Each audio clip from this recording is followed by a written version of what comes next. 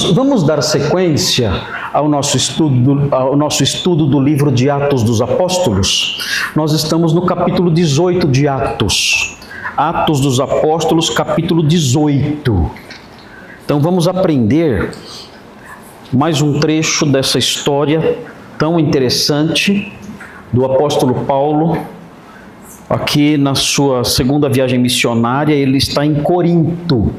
E os irmãos já aprenderam bastante sobre a cidade de Corinto. Nós já colocamos fotografias, mapas, gráficos mostrando a cidade. E os irmãos entendem bem agora onde se situava, qual era o contexto geográfico, o contexto cultural, o contexto político daquela cidade, religioso.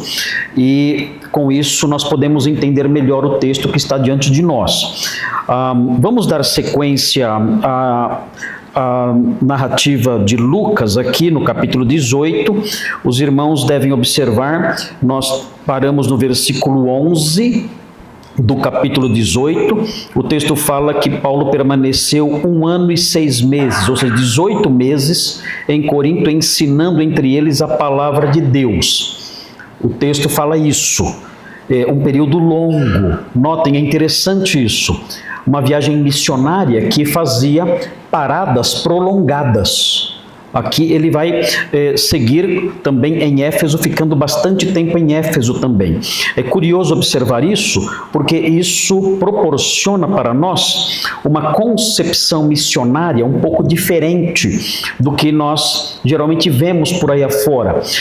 O objetivo das viagens missionárias do apóstolo Paulo era o estabelecimento de igrejas. Ele não ia num lugar, evangelizava ali e ia embora. Não. O objetivo era o estabelecimento de igrejas onde ele chegava. Obrigado. Esse era o alvo do apóstolo Paulo. Por isso, então, ele permanecia mais tempo e ia formando assim essas comunidades, essas pequenas comunidades, no começo pequenas comunidades de fé. Isso é importante porque algumas pessoas falam sobre fazer uma viagem missionária, vão lá, evangelizam nas casas, sem problema nenhum com isso, é maravilhoso isso, pessoas se convertem com isso, e depois voltam, os missionários voltam para a sua base, para o seu lugar de origem, mas o ideal bíblico não é esse. Isso é certo, não é errado fazer esse tipo de incursões temporárias, breves, mas o ideal bíblico é diferente. O ideal bíblico não é, eu sou missionário entre os jogadores de futebol. Eu sou missionário entre os artistas da Rede Globo. Eu sou missionário entre os ricos. Eu sou missionário entre os favelados. Isso não existe. Não existe isso. O que existe é, eu sou missionário, eu sou um plantador de igrejas. Eu chego num local e trabalho ali durante algum tempo para formar ali uma comunidade de fé sólida, e então, tendo feito isso, eu parto para outro lugar. Esse é o ideal bíblico, esse é o correto, à luz da Bíblia. Claro que Deus usa os outros esforços na igreja primitiva. Deus usava missionários itinerantes também. Nós vemos isso na terceira epístola de João. Missionários itinerantes saindo e simplesmente pregando e voltando depois. Mas o melhor mesmo, o padrão mais elevado de missões é o plantio de igrejas, conforme temos visto nas viagens missionárias de Paulo. Era o fortalecimento, era o plantio de igrejas, e um segundo objetivo das viagens missionárias era o fortalecimento dessas mesmas igrejas já plantadas nas viagens anteriores. Então é algo para uma vida inteira. Era o plantio de várias igrejas e depois o retorno para fortalecer essas igrejas. E é interessante também o que Paulo faz, a manutenção, a correção, o contato constante com essas igrejas, na época por meio de cartas, para fortalecê-las, corrigi-las, fazer com que elas crescessem em santidade. Então esse é o trabalho missionário completo que nós vemos aqui no livro de Atos. Muito bem, Paulo permaneceu 1 ano e 6 meses ensinando em Corinto. Havia ali algum grau de oposição, mas essa oposição agora, depois de 1 ano e meio, essa oposição vai tomar uma forma mais violenta. Que havia alguma oposição, nós sabemos. porque na visão que Paulo teve, numa certa noite ali, foi dito a ele: não temas, fala e não te cales. Isso pressupõe de que havia alguma fonte de ameaça que poderia gerar temor no apóstolo Paulo. Não sabemos ao certo o que era, mas agora essas fontes de temor e de ameaça tomam forma, tomam rosto, e nós vemos isso a partir do versículo 12. Muito bem, vamos então fazer a leitura do texto, Atos 18, 12 a 17. Fala assim: quando, porém, Gálio era procônsul da Acaia, levantaram-se os judeus concordemente contra Paulo e o levaram ao tribunal, dizendo: este persuade os homens a adorar a Deus por modo contrário à lei. Ia Paulo falar, quando Gálio declarou aos judeus: se fosse com efeito alguma injustiça ou crime da maior gravidade, ó judeus, de razão seria atender-vos. Mas se é questão de palavra, de nomes e da vossa lei, tratai disso vós mesmos. Eu não quero ser juiz destas coisas. E os expulsou do tribunal. Então todos agarraram Sóstenes, o principal da sinagoga, e o espancaram diante do tribunal.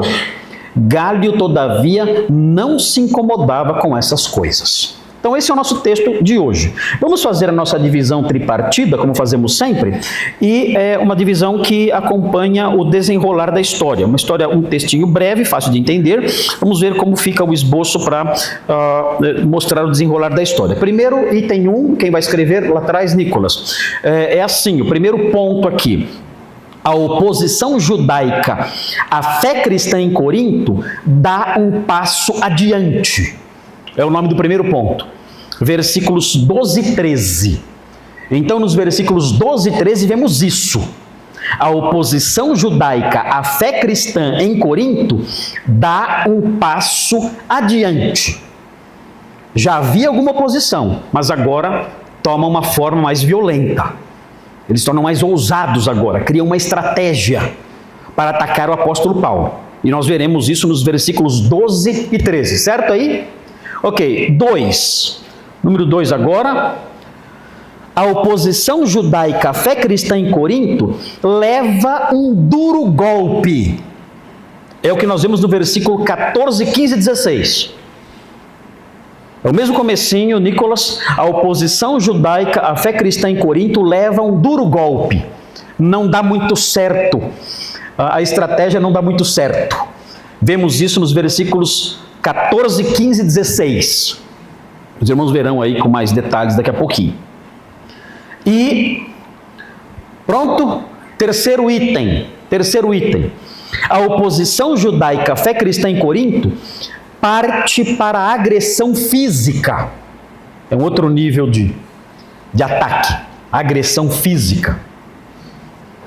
Vamos aprendendo com Atos como as coisas vão funcionar para o resto da história do cristianismo. Para o resto da história do cristianismo, parece que é um padrão. O diabo assumiu um padrão, falou: vai ser assim que vai funcionar a perseguição. Então, nós temos aqui, estamos aprendendo aqui as estratégias, inclusive do diabo, para perturbar o avanço da fé. Então veja aí, facinho de entender, olha aqui, a oposição judaica à fé cristã em Corinto dá um passo adiante, 12 e 13, leva um duro golpe, 14 a 16, e parte para a agressão física, versículo 17. Facinho de entender, vamos olhar aqui o primeiro, versículos 12 e 13, vamos conhecer esses versículos aqui, para que entendamos melhor as Escrituras. Veja então o que diz, versículo 12. Quando, porém, Gálio era procônsul da Acaia. Quem é esse homem? Quem é Gálio? Temos que entender isso, né? Quem é esse homem? É muito importante saber isso, porque o que nós temos aqui é um marco histórico. O texto fala: quando, porém, Gálio era procônsul da Acaia. É uma dica temporal. Isso nos ajuda a descobrir quando Paulo estava lá. Por quê? Porque os procônsuls ficavam num lugar exercendo aquela função durante 1 ou 2 anos. Então você descobrindo quando Gálio foi procônsul da Acaia, você sabe quando Paulo estava em Corinto. Então é um marco importante, temporal, cronológico, que Lucas fornece no seu texto. Os comentaristas adoram isso aqui. Isso aqui é ouro. Quando os comentaristas, estudiosos, arqueólogos, historiadores da Bíblia se deparam com uma informação como essa, isso aqui para eles é ouro. Eles falam, meu Senhor, amém, obrigado, louvado seja. Porque indica algo importante. Quando Paulo esteve em Corinto, e temos aqui então um marco que aponta para isso, muito importante. Então, evidentemente, esses historiadores, arqueólogos, enfim, comentaristas bíblicos, vão pesquisar sobre Gálio, para saber quem ele era, quando ele viveu esse período no cargo de procônsul, para que possam então situar tudo isso dentro da história bíblica. Eu tenho aqui algumas informações sobre ele, fornecido por um comentarista chamado John Paul Hill, num comentário chamado The New American Commentary. Ele fala o seguinte sobre Gálio aqui, eu vou dizer para os irmãos, vou falar aqui para os irmãos. Ele nasceu na Espanha, era espanhol, então tem bons antecedentes, nosso famoso Gálio. Ele foi levado para Roma por seu pai durante o reinado de Tibério, entre 42 a.C. e 37 depois de Cristo, reinado de Tibério. E foi educado na carreira diplomática. Então era um homem bem preparado, como magistrado que era. Ele era irmão mais velho de Sêneca. Lembram de Sêneca? O famoso estoico Sêneca. Ele era irmão mais velho de Sêneca. Todos contemporâneos ali, claro. Uma família contemporânea do apóstolo Paulo. Sêneca ele foi um filósofo estoico que morreu condenado por Nero. Nero, nas suas ideias, nas suas manias de perseguição, achou que Sêneca era um traidor e mandou matar Sêneca. Prossegue aqui dizendo que o Sêneca, irmão dele, o descreveu como tendo uma disposição excepcionalmente afável. Era um bonzinho. Ele foi duro aqui na nossa história aqui, ele foi duro, mas de acordo com o irmão dele, ele era um homem afável. Ele seguiu a carreira política normal. Ele primeiro foi pretor, depois procônsul, que é agora aqui, procônsul, e depois ele se tornou cônsul. Essa foi a carreira dele. O seu período de trabalho em Corinto ocorreu na época em que a Acaia era uma província de segunda categoria. Ele foi colocado lá nessa província como procônsul, e os procônsules nessa época serviam por um período de 1 ano, no máximo 2. Então, é esse período que ele está aqui, 1 ano, 2 anos, com procônsul na Acaia. Nas províncias de maior importância, quem governava era um cônsul. Nas províncias de nível mais Brasil, aí colocava um procônsul ali.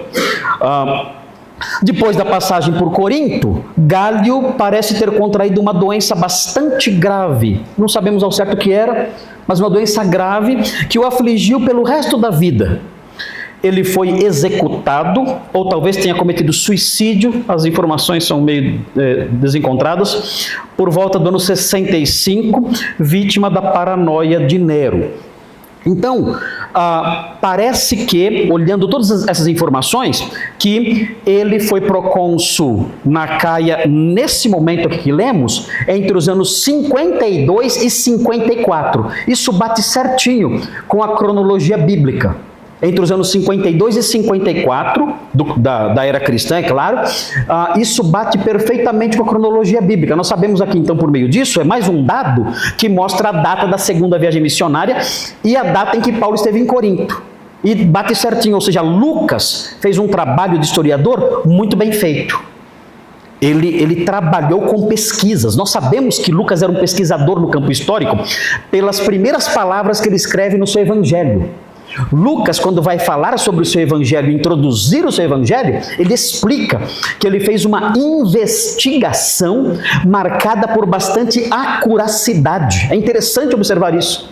Ele entrevistou testemunhas oculares, ele foi atrás dos fatos, ele conversou com pessoas e obteve informações importantes. É por isso, por exemplo, que Lucas sabia o que Maria sentia quando ela via o menino Jesus crescendo e falando coisas. O texto fala em Lucas que ela guardava tudo isso no seu coração. Como Lucas sabia que Maria guardava essas coisas no seu coração? Certamente ele conversou com Maria. Ele conversou com as pessoas envolvidas nas histórias. Ele saiu à cata de informações, conversando com essas pessoas, pegando dados. Certamente foi até Éfeso e conversou com Maria. Disse: olha, o que você sentia nessa hora? Disse: eu sentia, eu guardava tudo no meu coração. Legal, obrigado. E anotou no seu evangelho.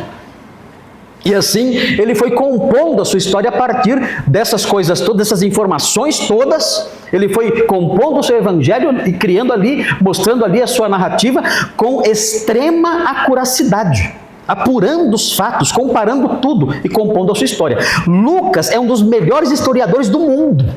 É impressionante a capacidade dele. Ele era médico, missionário e historiador. Foi o primeiro historiador da história da igreja. E é impressionante, todos os dados que ele aponta, os dados históricos que Lucas aponta, foram sempre contestados. Não, Lucas aqui errou, Lucas errou lá, errou aqui. Com o passar do tempo, os arqueólogos e os pesquisadores acabam descobrindo que não, que na realidade tudo que ele escreveu, todos os dados históricos que ele comunicou, que ele transmitiu, que ele informou, todos estavam corretíssimos. Porque ele era um historiador realmente sério e, além disso, sabemos, seus escritos são inspirados por Deus. O Senhor o protegeu de erros. Então tem um aspecto do zelo do historiador, a seriedade do historiador, querendo transmitir a história de modo correto, porque ele sabe que a mensagem que ele tem que transmitir por meio da história é algo importantíssimo demais para a igreja, por isso ele é tão zeloso e cuidadoso, e além do aspecto pessoal, do seu cuidado pessoal com essas coisas, existe também o aspecto teológico. O Espírito Santo dirigindo a vida daquele homem para que ele registrasse tudo com exatidão. Muito bem, então temos aí essa figura, Gálio. Gálio sendo procônsul da Acaia, que os irmãos já sabem onde é. Acaia, ali, a região que abrange Corinto, ali mais ao sul da Grécia. E aí, prossegue: levantaram-se os judeus concordemente contra Paulo e o levaram ao tribunal. Quando nós lemos essa frase, o levaram ao tribunal, nós pensamos no quê? Num prédio grande, com uma sala de audiências, ali um juiz sentado ali, talvez careca, de toga preta, né? Algo assim, né? E pensamos: está no tribunal. Queridos, apaguem tudo isso da sua cabeça. Não era assim o tribunal. Uma palavra que aparece muitas vezes aqui, eu não contei quantas vezes aparece aqui, mas aparece no versículo 12 aqui, a palavra bema. Bema aparece várias vezes, eu não contei. Você tem que olhar aqui. Pastor Isaac, depois você tem texto grego aí, conta aí para mim quantas vezes aparece a palavra bema. Bema, traduzida na nossa língua como tribunal. Essa palavra é muito importante, inclusive no aspecto teológico, porque a Bíblia fala que todos nós vamos comparecer perante o bema de Cristo. Então a palavra que adquiriu um valor teológico interessante nos escritos de Paulo. Certamente ele buscou esse vocabulário, ele construiu o seu vocabulário teológico a partir da observação de certas coisas nas cidades. Ele, lá em Corinto, ele viu o bema. Ele falou: olha, nós teremos um bema escatológico. Nós vamos comparecer diante de um bema no futuro, diante de um juiz, de um magistrado chamado Cristo. Todos nós compareceremos diante do bema de Cristo. Ninguém escapa disso. Então, aqui aparece essa palavra, bema, e nós temos que ajustar a nossa mente ao que isso significa. E apagar a ideia do tribunal lá, de um STF ou de uma outra corte qualquer, ou de alguma vara aí criminal, que a gente já foi, espero que ninguém aqui tenha ido, mas outro tipo de juizado. Mas enfim, a ideia é diferente. O bema, na verdade, era uma plataforma de pedra, que no caso de Corinto aqui, ficava na ágora. E os irmãos sabem o que é ágora. Aqui está o bema, é isso aqui. Aqui é a ágora, a grande praça aqui à frente, é claro, é bem maior, né? Aqui é um pedacinho só que apareceu aqui dela aqui. Aqui você tem o bema, essa plataforma de pedra. Aqui tem a plaquinha. O que está escrito aqui na plaquinha? Bema, é lógico, está escrito o quê? Bema. Aqui é o bema, né? E você acessava o bema pela escadinha que é ao lado aqui, ó. Subia a escadinha aqui, ó. Subia aqui a escadinha, se você estivesse aqui em cima, não precisava subir a escadinha, já é direto aqui. Mas subia aqui a escadinha, e vinha aqui ao bema. Isso aqui era aberto. Aberto na ágora. E o que era ágora? Lembram o que era ágora? Irmãos, a ágora era o centro social da cidade. Todo mundo ficava na ágora. Fazendo o quê? Lá tinha comércio, lá tinha os templos todos, sinagoga. Toda a vida social da cidade era na ágora. Se a senhora quisesse comprar algo no açougue, onde ficava o açougue? Na ágora. Se você tivesse uma questão judicial para resolver com alguém, onde era o tribunal? Na ágora. Se você quisesse adorar o seu Deus, onde você iria? Na ágora. Se você quisesse encontrar seus amigos, você iria onde? Na ágora. Se você quisesse ir à escola de algum filósofo, você iria onde? Na ágora. A ágora era o coração social da cidade, não parava. Era uma 25 de março. Se bem que agora a 25 de março está vazia, porque tem tanto ladrão lá, ninguém mais vai na 25 de março. Mas era uma praça extremamente frequentada. Todo mundo indo e vindo ali na ágora. E o bema ficava aí. Meio que ele ficava numa lateral da ágora, olhando para a ágora inteira. Então todo mundo viu o que acontecia lá. Então notem, era algo aberto. Quando você levava alguém para um magistrado julgar na ágora, todo mundo ia ver. Porque era algo interessante. Imagine, na época não tinha Netflix, na época não tinha YouTube, na época não tinha nada disso. Qual a diversão? Vamos ver o que está rolando lá no Bema hoje? Rapaz, hoje você não tem noção do que aconteceu hoje no Bema.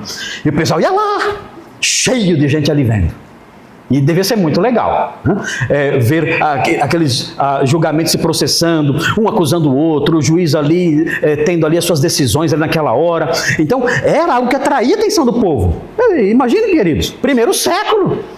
O que você faz no primeiro século sem eletricidade, sem televisão, sem nada? Vamos para a ágora e passemos o dia lá, vendo as coisas acontecer. E era assim que funcionava. É por isso que o apóstolo Paulo ficou tão bravo com os coríntios, quando eles levavam suas questões para o magistrado civil. Assim, vocês são loucos?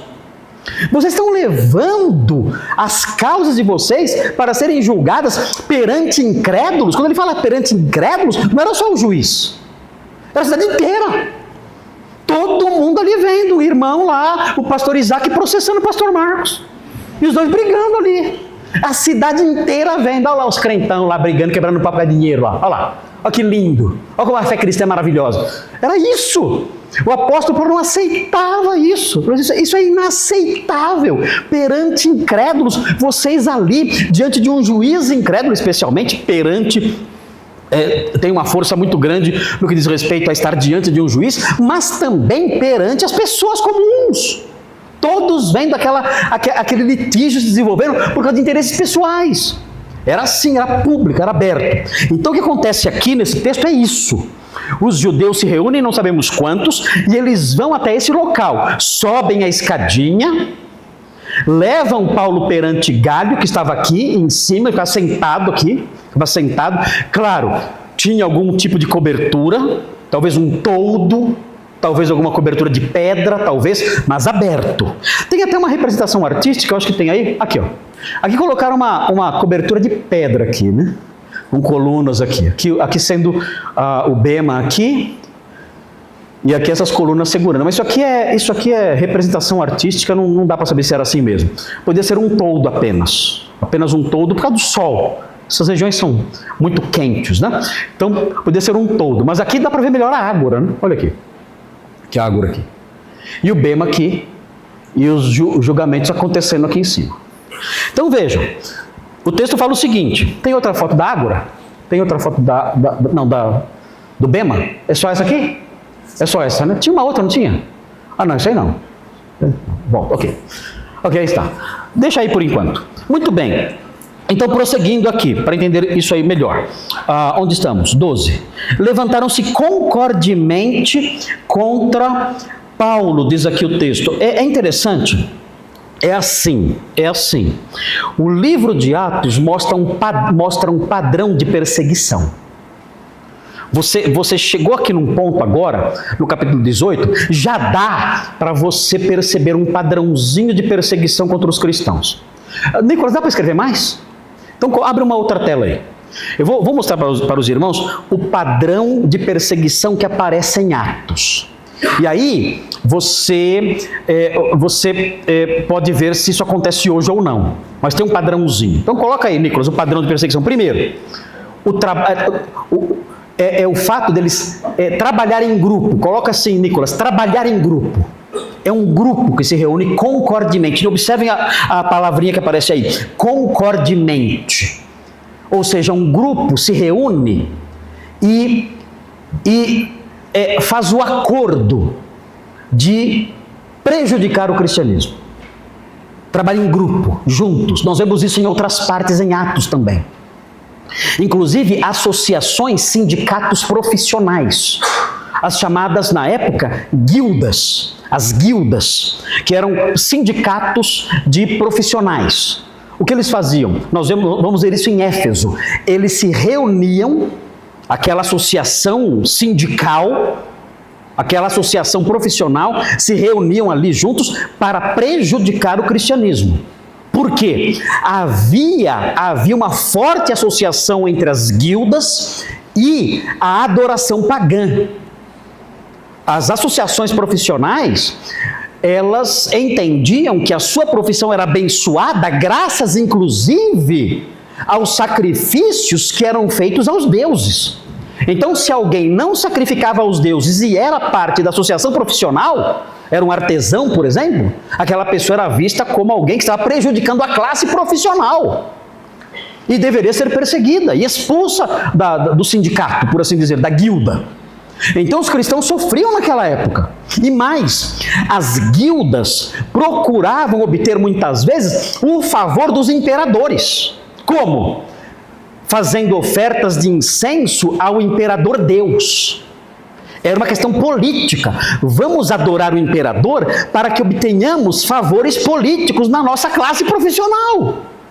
Agora, se um cristão dizia, eu não vou sacrificar os imperadores, o que ele era considerado? Um traidor não só do imperador, mas também da guilda. E era expulso também, perdia sua profissão. O que ele ia fazer? Não sabia fazer mais nada. Era um artesão, ele perdia sua profissão, era perseguido. Então era muito difícil isso, mas naqueles tempos funcionava assim. Grupos específicos se reuniam para proteger os seus interesses, muitas vezes ameaçados pela fé cristã. O que nós temos aqui? Um grupo de judeus. Eles concordemente trabalham para prejudicar o cristianismo. É interessante isso. A oposição ao cristianismo sempre procura companhia. Nunca é sozinha. Acontece de ser sozinha, claro. Mas geralmente procura companhia. Então, fique atento no seu trabalho. Se existe alguém perseguindo você, ele vai tentar reunir uma quadrilha. Vocês podem falar assim, quadrilha? Mas é quadrilha mesmo. Eles vão tentar formar uma quadrilhazinha, um grupinho na sua família, na sua família. Vai ter um grupinho do WhatsApp à parte, que você não participa, não colocaram você. Fizeram o grupinho sem você. Por quê? É a guilda. Não é a guilda porque muitos nem trabalham na sua família. Mas é ali um grupinho ali que se reúne para atacar você, porque você é crente. Então não se assuste. Os irmãos são muito ingênuos às vezes. Ai, pastor, você não sabe o que eu estou passando. Sai daqui. Nós estamos vivendo essa realidade há 2000 anos. Você vem falar para mim que você está sendo perseguido, está chorando. Está na minha frente. Eu tenho mais o que fazer. Você veio reclamar comigo que você está sendo perseguido porque você é crente? É isso mesmo? Dá licença, né?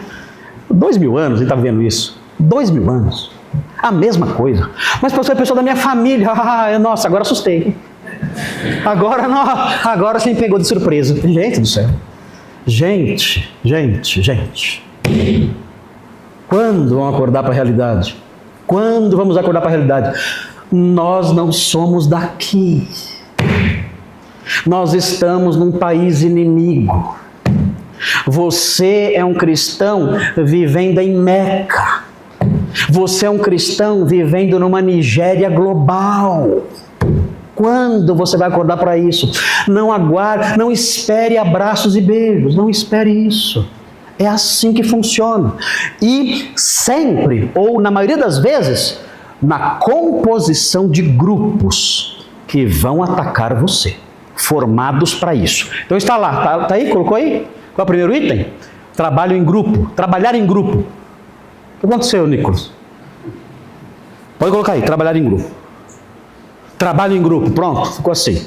Outra coisa que eles fazem, que nós vemos em Atos também, blasfemar e contradizer. Os opositores do cristianismo em Atos fazem isso. Eles blasfemam e contradizem. Eles atacam não somente você, mas a sua fé, blasfemando, dizendo que isso tudo é loucura, que é bobagem, que toda religião salva, que você é um fanático. Eles vão fazer isso. Vão fazer isso. Isso é um padrão presente em Atos.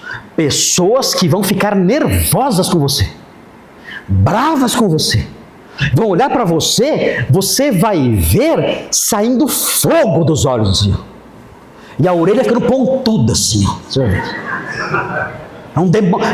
O rosto desfigurado. Você vai ver o rosto de pessoas outrora amáveis, pacíficas e hospitaleiras, o rosto desfigurado de ódio contra você. Eu sei, eu já vi, eu já passei por isso. E qualquer crente que vai passar. Pessoas da família, aquela tia amorosa. Fica, os dentes crescem, né? Isso acontece, não se assuste. Blasfemar e contradizer, e isso de modo pesado, de modo ameaçador. Olha essas bobagens, esse fanatismo, fizeram lavagem cerebral na sua cabeça. Onde já se viu? Você não respeita a religião dos seus antepassados, os nossos avós nos ensinaram isso e você rompeu com isso. Queridos, algo assim assustador. Não se assuste, é um padrão que vemos em Atos, e você vai ver também. Terceiro lugar, incitar pessoas contra os pregadores. É outra realidade que acontece. Os perseguidores incitam pessoas contra os pregadores. Se alguém está lá neutro ou indiferente, o objetivo é alcançar essas pessoas e colocá-las contra você. Na sua escola, na sua faculdade, no seu trabalho. Se tem alguém ali que é neutro, indiferente, vamos botar fogo nisso aí. Vamos botar fogo nisso aí. Vamos mobilizar as pessoas. Vamos fazer um movimento, vamos mobilizar as pessoas contra esses caras aí. Isso é inaceitável. Vamos pegar um por um, panfletagem, o que for. Nós temos que mobilizar as pessoas contra essas ideias. E por último, 4, a promoção de ações judiciais. A promoção de ações judiciais. Uma tentativa de processar o crente. Mesmo que ele não cometeu crime nenhum. Não cometeu crime nenhum. Vamos processar, vamos dar um jeito de fazer com que o que eles falam, de algum modo, seja cabível uma ação judicial contra essa pessoa. Então, vamos dizer que ele está pregando discurso de ódio contra as outras religiões, porque ele fala que só o cristianismo é o caminho. Vamos então processá-lo por discurso de ódio. Vamos processá-lo por discriminação. Vamos fazer alguma coisa assim. Mas vamos processar essa pessoa. Qual o objetivo? Gerar punições contra aquela pessoa para desencorajá-la. Destruir aquela pessoa no campo jurídico. Então, é uma outra ação que é feita. Então, não se assuste com isso. Isso está na pauta. E isso não sai da pauta. Você vai cansar de ver crentes sendo processados porque pregaram o evangelho. Processado, e muitos juízes, diferente de Galho, acolhendo as acusações e dizendo, não, é verdade, eles estão fazendo aí discurso de ódio e dizendo que só desrespeito com as outras religiões, estão fazendo um proselitismo maligno, e isso tem que parar, isso é crime, e transforma em crime. Mas isso não é crime. Pregar o evangelho não é crime, não tem tipo penal na linguagem dos advogados, não tem tipo penal contra isso. Mas não interessa. Aliás, no que diz respeito ao cristianismo, pegue o Código Penal e jogue no lixo. Porque não interessa o que o Código Penal diga. Se é cristão, dificilmente vai ter sucesso numa ação judicial. Por último, é a agressão física, que nós veremos aqui no final também. Pode colocar o item 5, agressão física. Isso também faz parte do modelo de Atos. Olha aí. Dá uma olhadinha nisso aí, nessa listinha. É isso aí. Agora, quer fugir disso aí? É fácil. Quer fugir disso aqui? Eu sei como fugir. Quer que eu fale como é que foge? Isso aqui? Quer? Fácil. Quer evitar problemas? Fácil. Fácil. É só você esvaziar o evangelho da sua substância. Você ser um crente de mente aberta. Não. Eu não sou radical, eu sou um crente woke. Eu acordei. Agora eu vejo. Aí, tá tudo certo. Está tudo certo. Isso é pecado? Não. Isso aí, cada um tem o seu modo de ver. Isso aí, Deus ama todo mundo. Isso aí, Jesus. Nossa, você faz o quê? Você apronta isso? Uau! Olha, Jesus seria o seu maior amigão. Jesus seria um amigão. Jesus iria te abraçar porque ele sabe que a carne é fraca. Ele gostava de gente safada e canalha e patife que nem você. Ele adorava patifes que nem você. Gostava muito de patifes que nem você. Agora, se você for mais rígido e firme ali, condenar o pecado, aí você é o quê?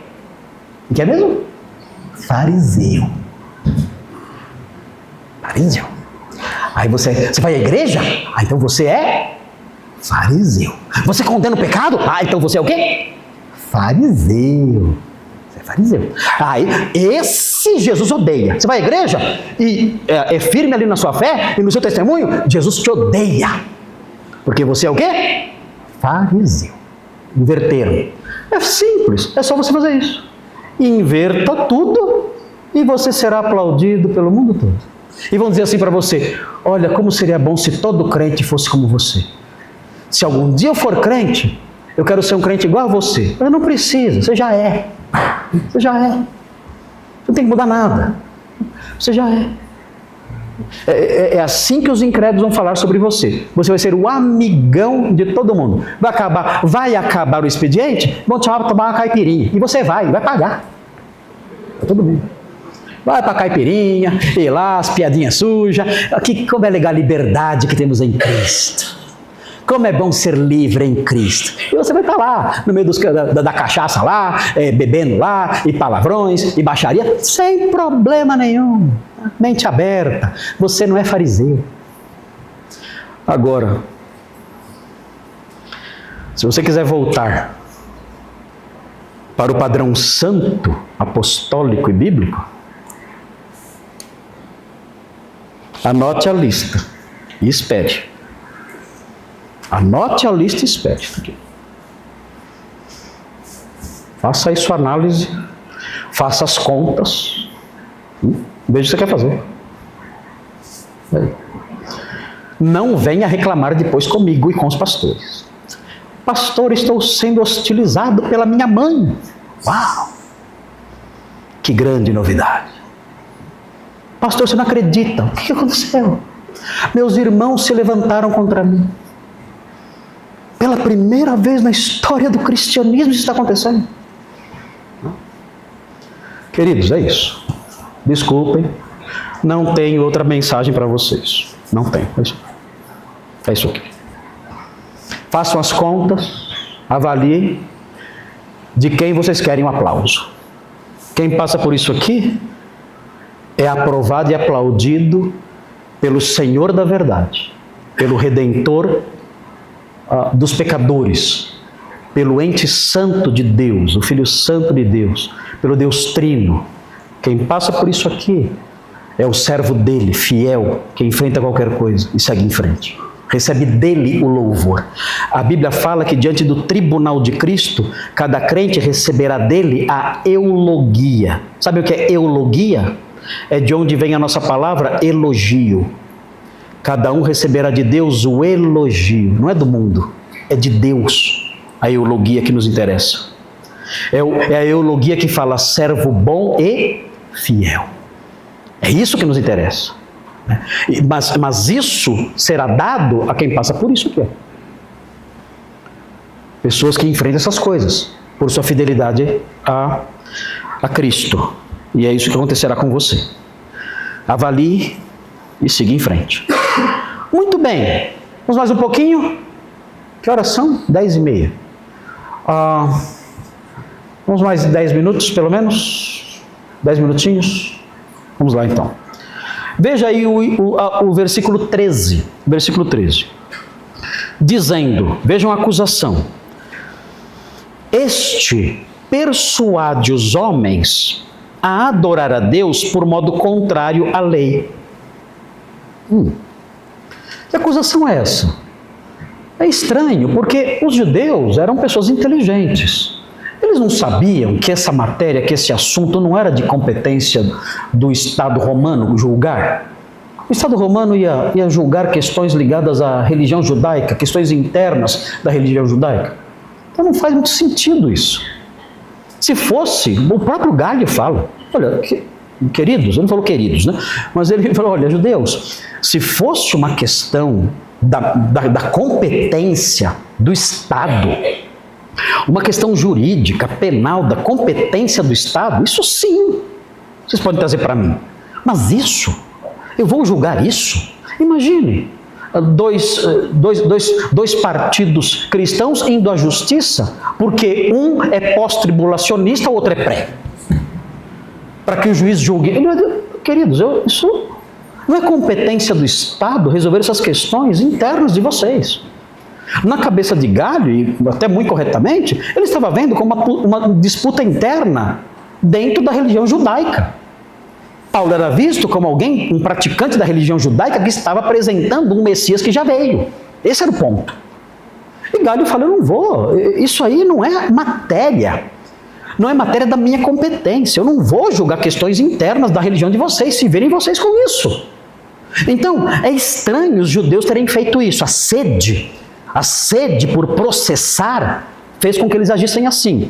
Agora, o que pode ter acontecido aqui, isso agora é especulação minha, o texto não fala isso. Eu vou especular agora junto com outros comentaristas. Há comentaristas que rejeitam isso. Não, isso não é possível, isso não ficaria um pouco mais claro, enfim, tem seus argumentos. Mas uma possibilidade que é levantada por algumas pessoas que estudam o texto, que estudaram o texto, é a seguinte, olha, o judaísmo era uma religião lícita dentro do Império Romano. Então, o Império Romano, ele permitia certas religiões. E dizia o seguinte, olha, vocês podem praticar a religião de vocês, era uma estratégia política dos romanos, não é que eles eram bonzinhos, era uma estratégia política, os romanos eram inteligentes o suficiente para pensar o seguinte, não se mexe com religião. Se você mexer com religião, você arruma para sua cabeça. Os romanos aprenderam isso. Porque religião é algo arraigado no coração dos homens. Você pode fazer o que você quiser, você não arranca. Você não arranca. Então eles aprenderam, olha, para manter os povos pacíficos, nós vamos dominá-los e vamos permitir que eles realizem seus cultos, suas práticas cultuais normalmente. Vamos permitir isso, para manter a ordem e a paz, a famosa Pax Romana. Então, era uma estratégia política, eles conquistavam os povos e diziam, olha, agora podem adorar o seu Deus. Que Deus vocês adoram? Nós adoramos o Deus Carvalho Thor. Ok, continuem adorando o Deus Thor, sem problema. Deus Thor existia, era um Deus mesmo na antiguidade. Podem continuar adorando Thor, sem problema. Os Avengers aí, né? Pode adorar, sem problema. Mas lembrem-se de suplicar a Thor que nos abençoe também. Então digam para Thor, dá uma força lá para os nossos imperadores, nossos exatores, o Estado romano proteja. Então eles tinham essa obrigação de suplicar aos deuses deles pelos romanos. Então, e assim mantinham a paz. Agora, é claro, religiões que perturbavam a paz, de alguma forma ameaçavam a paz social, essas religiões eram proibidas. Então não permitiam certas religiões. Então, as religiões poderiam ser classificadas pelo Império Romano como religiões ilícitas. Agora, o judaísmo era considerado uma religião lícita. Aliás, quando os romanos começaram a hostilizar e criar problemas para a prática do judaísmo, ou desrespeitar o judaísmo, os irmãos sabem o que aconteceu. Foi a grande rebelião do ano 68, que eclodiu numa revolta, irmãos, que abrangeu o país inteiro, e só foi sufocada no ano 70 pelo general Tito, mas às custas de 1 milhão de judeus sendo mortos. Porque os romanos passaram, inclusive na pessoa dos seus soldados, conforme narra Flávio Josefo, começaram a desrespeitar o templo. Então isso era inaceitável. E houve então essa rebelião. Mas enfim, pode ser então que os judeus estivessem dizendo o seguinte: olha, Paulo, na verdade, ele está pregando uma nova religião. E essa religião não é uma religião lícita dentro do Estado romano. Você, Gálio, e os demais autoridades romanas estão pensando que esse homem é um judeu praticando o judaísmo, mas ele não é. Ele está pregando uma outra religião. E isso é assunto do Estado, sim. Isso é assunto do Estado, porque essa religião que ele está pregando não tem a autorização de César, não tem a autorização do Império. Pode ser que esse seja o motivo deles terem levado Paulo ao tribunal. Aliás, na história da igreja, nós descobrimos que quando os imperadores notaram que o cristianismo não era judaísmo, as perseguições começaram. Porque não era uma religio lícita. E aí começaram as perseguições. Pode ser que os judeus tenham isso em mente. Vamos dizer que ele está pregando uma religião nova. E então ele será punido. Pode ser isso. Não sabemos. Mas o fato é que eles deram um passo adiante. E processaram o apóstolo Paulo. Muito bem. Vamos partir para o ponto 2. Temos mais uns minutinhos aí. Ponto 2. A oposição judaica à fé cristã em Corinto leva um duro golpe. Vejam aí o versículo 14. Olha só o que diz o 14. Ia Paulo falar. O que ele ia falar? O que vocês acham? Ele ia apresentar a sua defesa. Ele estava diante de um juiz. Então ele ia apresentar a sua contestação, a sua defesa diante daquele magistrado. Era um processo. Ele entendeu que um processo judicial havia se iniciado. Haviam acabado de apresentar a acusação formalmente. Diante do magistrado foi apresentada a acusação. Agora o réu, ali, não tinha nenhum advogado ao lado dele, ele vai apresentar a sua defesa. E Gálio percebeu, o processo está em andamento. Agora é a hora do réu falar. E Paulo então vai falar. Mas quando ele vai falar, o juiz aborta o processo. Ele manda arquivar o processo. Ou não? O processo terminou e vai ser arquivado sem julgamento de mérito. É assim que fala, pastor Isaac? É isso. Processo arquivado sem julgamento de mérito. Processo extinto. Processo extinto sem julgamento de mérito. Por quê? Por falta de, por incompetência do juiz. O juiz não pode julgar essas coisas. Então, Gálio é um magistrado. Ele é um homem capaz. Ele avalia a coisa na hora e fala, não. Interrompe, extingue o processo, sem julgar o mérito, acabou, vocês decidem isso vocês mesmos, eu não vou julgar essas coisas. Note o que ele fala aí. Quando Gálio, Paulo ia falar, quando Gálio declarou aos judeus, vejam aqui, o que ele fala é certo. Vejam o que ele fala aqui. Se fosse com efeito alguma injustiça, ou crime da maior gravidade, ó judeus, de razão seria atender-vos. Aí sim, se vocês trouxessem para mim um tema ligado às leis romanas, mostrando que esse homem rompeu com os nossos códigos legais, algo grave, alguém que feriu outra pessoa, matou alguém, furtou alguém, enganou alguém e obteve vantagem ilícita por meio dessas coisas, aí sim eu tenho que cuidar disso. Aí é meu papel como magistrado julgar essas coisas. Ele diz. E está certo o que ele está dizendo aqui. Ele está preocupado com o quê? Em punir o mal. Gálio não é um mau juiz. Não é um mau juiz. É interessante observar isso aqui. Abrindo um parênteses aqui, eu vou terminar com isso e nós continuamos na semana que vem. Mas eu quero traçar aqui fazer aqui uma observação importante no que diz respeito à aplicação da justiça. Como nós vamos enxergar essas coisas? É assim. Na palavra de Deus, existem mecanismos, elementos e dados e informações que nos ajudam a julgar um bom governo, nos ajudam a avaliar um bom governo. E isso independe da inclinação filosófica que esse governo adota. Nós não somos chamados a avaliar se um governo é de direita ou de esquerda. Essa linguagem, evidentemente, não existe na Bíblia. Mas existem elementos que nos ajudam a avaliar um governo, seja ele de direita ou de esquerda. E um dos elementos principais do bom governo, uma das marcas principais do bom governo, de acordo com o ensino do apóstolo Paulo em Romanos 13, é interessante que quando Paulo fala sobre as autoridades em Romanos 13, ele destaca a função precípua do Estado. Ele poderia destacar outros pontos da função estatal. Mas em Romanos 13, ele destaca aquilo que nós podemos considerar a função principal ou uma das principais. Se não era a principal, pelo menos era uma das principais, porque ao tratar do assunto governo e Estado, ele destacou exclusivamente essa questão. E qual é a questão? É o engendrar, é a capacidade de engendrar terror nos maus.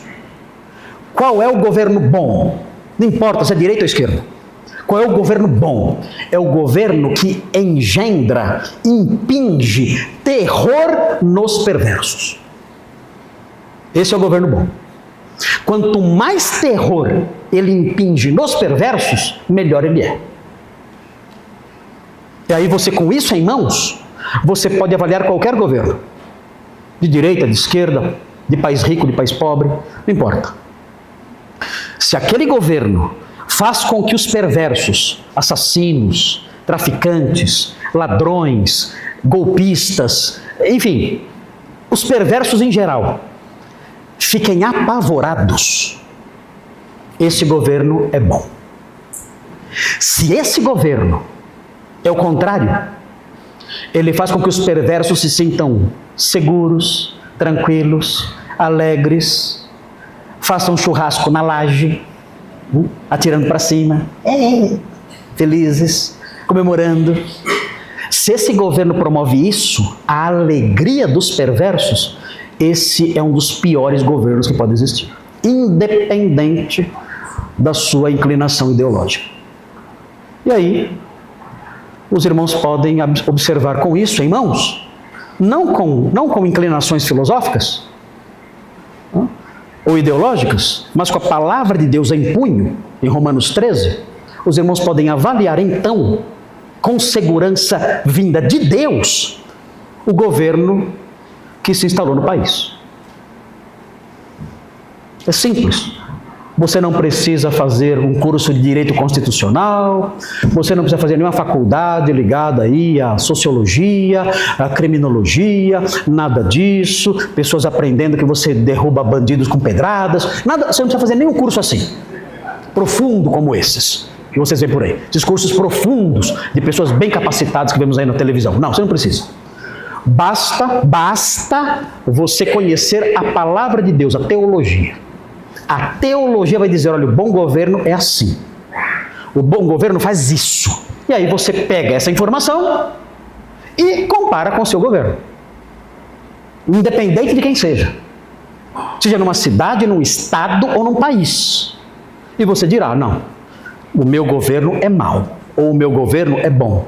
Como eu vou avaliar o governador do meu estado, de São Paulo? Por isso aqui. O governo dele coloca os maus dentro de um sentimento de terror. Sim, ele aterroriza os maus. Então ele é bom. Ah, mas ele é católico. Ah, mas ele é espírita. Ele é bom. Ah, o meu presidente, quando ele abre a boca, quando ele abre a boca, quando ele está sóbrio e abre a boca, o que ele fala põe medo nos maus. Sim ou não? Ou eles comemoram? Avalie as reações. Se ele não coloca terror nos maus, ele é um péssimo presidente. A economia pode ir muito bem, todo mundo rico, todo mundo feliz, não importa. Se ele não impinge no coração dos perversos terror e medo, ele é um mau governante. Por quê? Porque a Bíblia fala, em Romanos 13, olhem as palavras que Paulo usa, que a autoridade é um ministro de Deus vingador. Olhem as palavras, ele é vingador. Ele é o vingador dos homicidas. Ele é o vingador dos ladrões, dos bandidos. Ele é a espada de Deus para se vingar dos homicidas, dos ladrões, dos assaltantes, dos perversos. Ele vinga. Isso é forte. E a Bíblia fala, não é sem motivo que ele traz a espada. Queridos, é uma linguagem pesada. O que é a espada? A espada é uma figura de linguagem para se referir a quê? O que um oficial romano fazia com a espada? O que vocês acham? O que vocês acham? Para que o oficial romano portava uma espada? Para quê? Para ameaçar? Queridos, a linguagem é pesada. O oficial trazia uma espada para matar. Para matar. É pesado o negócio. O ensino é pesado. E Paulo dizia, é isso que eles têm que fazer. Eles têm que trazer a espada e se vingar dos maus. Essa é a função divina que Deus deu a esses homens. Eles são ministros de Deus para isso. Quer ficar tranquilo? Faça o bem. Não fez o bem? Tema muito. Porque a espada dessa autoridade vai te alcançar. Então é assim que funciona. E é assim que nós avaliamos então cada governo. Gálio é um bom juiz. Ele vai cometer um errinho. Vai cometer um erro na sequência.